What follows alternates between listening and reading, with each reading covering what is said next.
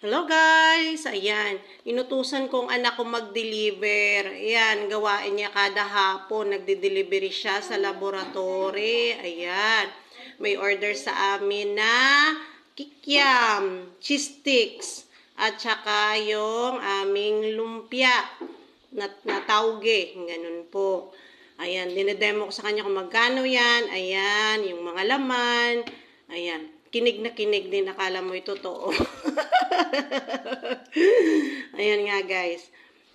Sabi niya, ayun, tinatanong sa akin kung magkano lahat. Akala mo naman alam na alam. Ayun. Siya yung nagdadala lagi nandun, sumasama kay tata o kaya kay Annalyn. Ayan. Yun, niligpit ko na ang dadalhin niya. Ayan. Akala mo na may totoo na marunong na talaga. Pero marunong talaga siya mag-delivery.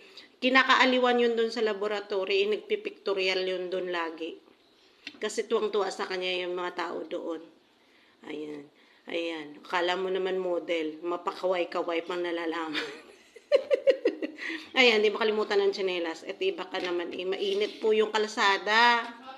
Ayan. Lalabas na yan ng bahay. Nagdi-delivery po yung anak ko. Ang bait niyan, masipag. Ayan. Kung gusto niyo po mag-asawa ng ganyan, sabihan niyo lang po ako, chat niyo ako, ha? Lang ho. Mabait po yan, masipag. Wala po yung inuurungan na trabaho. Galing po yan ng anak ko. Ayan. Para kasi sa kanya laro-laro pa eh. Ayan.